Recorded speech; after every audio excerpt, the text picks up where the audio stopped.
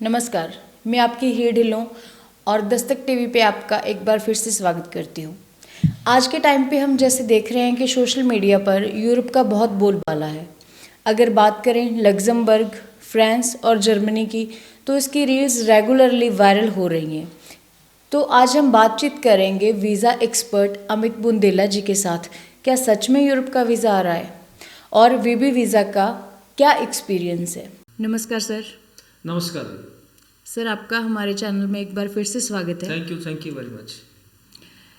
Sir, जैसे हम देख रहे हैं कि यूरोप कंट्रीज का बहुत बोलबाला है। जी बिल्कुल। क्या सच में यूरोप के वीज़ाज आ रहे हैं या सिर्फ ये एक अफवाह है?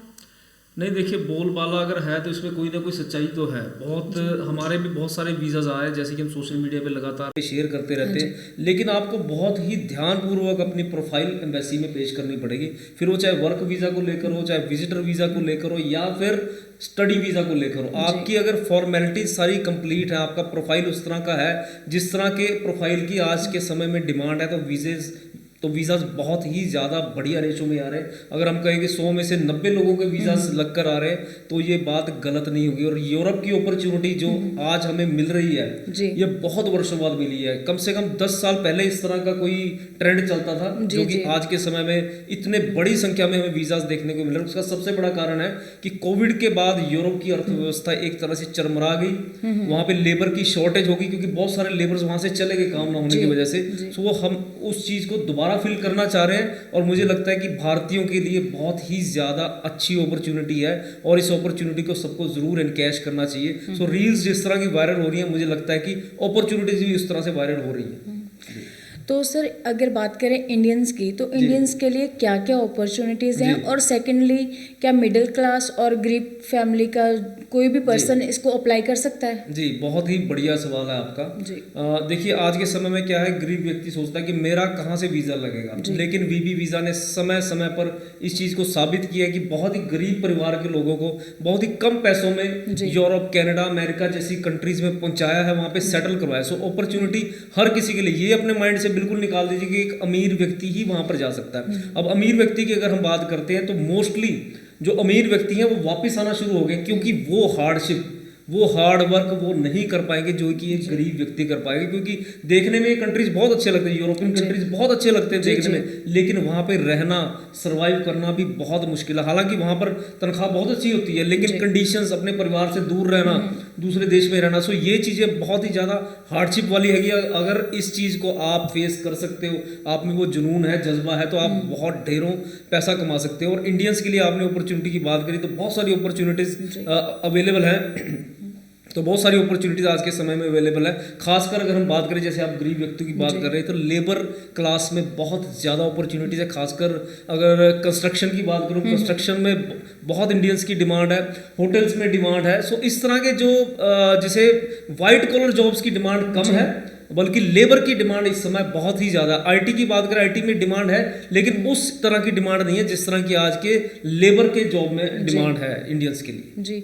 तो आपके हिसाब से वहाँ पे जो कामकाज के अफसर हैं, वो किस किस डिपार्टमेंट में हैं? जी, देखिए, एक तो मैंने कंस्ट्रक्शन में आपको बता दें, कंस्ट्रक्शन में तो बहुत ज़्यादा आज के समय में अगर कंस्ट्रक्शन में कोई जाता है, आपको थोड़ा बहुत भी एक्सपीरियंस है, तो साथ ही साथ आपको वीज़ा ग्रांट हो जाता है। उसके अलावा हम बात करें कि होटल इंडस्ट्री में भी बहुत सारी जो अपॉर्चुनिटीज अवेलेबल है। अगर आपके पास होटल का किसी भी तरह का, कुक का, शेफ का, हेल्पर का, इस तरह का है, तो आपके पास एक्सपीरियंस है, तो आपको वीज़ा आसानी से मिलता है। फूड पैकिंग में जो है आपको वीज़ा आसानी से मिल रहा है। और साथ ही साथ जो अवसर है विजिटर वीज़ा के लिए भी बहुत ही बढ़िया अवसर है। आपने खासकर बात करी लग्जमबर्ग की, सो लग्जमबर्ग की एक बहुत ही अच्छी पॉलिसी मुझे लगी है। बल्कि 4-5 कंट्रीज की ये पॉलिसी है। जैसे फ्रांस की बात करी आपने, जर्मनी की बात करी, यहाँ पे पॉलिसी क्या है कि आप विजिटर वीज़ा पर वहाँ जाकर और आराम से सेटल हो सकते हैं। वहाँ की कंट्री खुद आपको ये मौका देती है कि आप विजिटर वीज़ा पे हमारे पास आइए और हम आपको इसको कन्वर्ट करके देंगे वर्क वीज़ा में। सो ये मुझे लगता है कि ये लिमिटेड समय के लिए अपॉर्चुनिटी है, और इस अपॉर्चुनिटी का जरूर फायदा उठाना चाहिए। क्योंकि एक विजिटर वीज़ा जब आप लेते हैं तो उसमें खर्चा बहुत ज़्यादा नहीं होता। उसमें आपको कुछ एम्बेसी फीस भरनी है, बाकी अपने प्रोफाइल वहाँ पे दिखाने, लेकिन वो अच्छे कंसल्टेंट द्वारा पेश की जानी चाहिए। सो उसमें बहुत आसानी से आपको वीज़ा मिलता है, और उसको कन्वर्ट करना जब हमने वर्क में, तो जैसे मैंने बताया वर्क फोर्स की बहुत ही ज़्यादा कमी है, तो आपको लैंड करते ही इस तरह के वर्क अपॉर्चुनिटीज़ मिलते हैं। और अगर आप वो अगर आप वो अपॉर्चुनिटी वहाँ पे ग्रैब नहीं कर पा रहे तो हमारा ऑफिस भी आपको उसमें बहुत ज़्यादा मदद कर सकता है। जी सर, एक क्वेश्चन और है, जैसे आपने बात की कि टूरिस्ट की, जो टूरिस्ट वहाँ पे टूरिस्ट जाना चाहते हैं और वर्क परमिट के लिए जाना चाहते हैं, अगर हम बात करें स्टूडेंट्स की, तो क्या स्टूडेंट्स भी स्टडी के लिए वहाँ पे जा सकते हैं?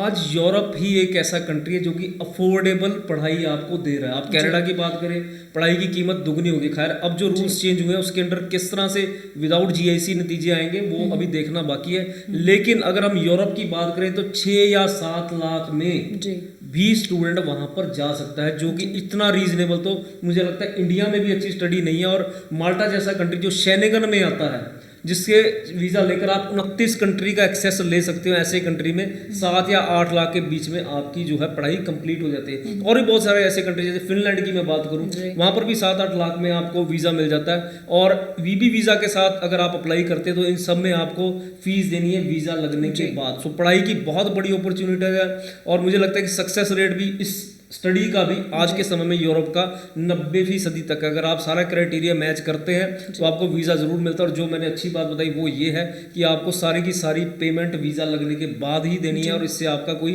नुकसान भी नहीं होता। जी जी।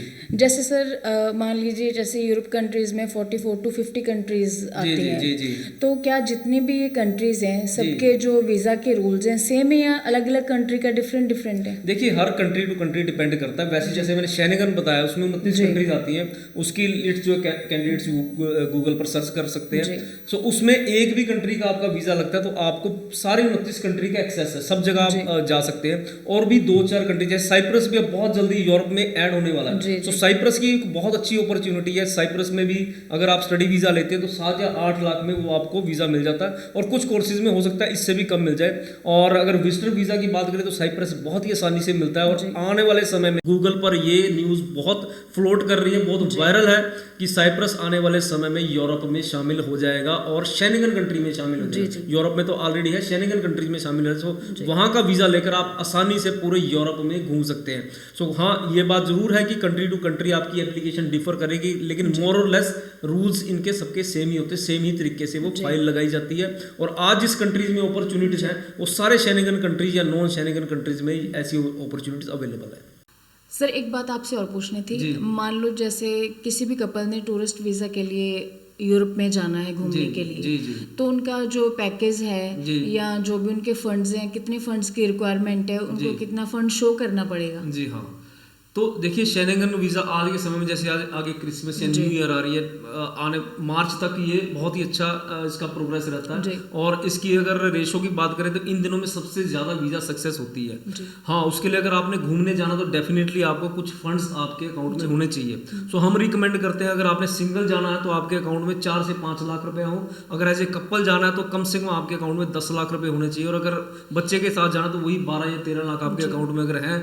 और तो मुझे लगता है कि आज बहुत ही आसानी से आपको वीज़ा जो शेनेगन कंट्री का विजिटर वीज़ा मिल जाता है। जी, थैंक यू सर, आपका बहुत बहुत धन्यवाद। आप हमारे साथ एक बार फिर से जुड़े।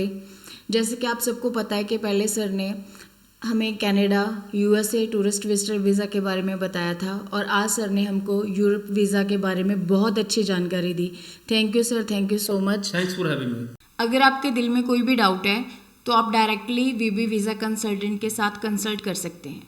Thank you.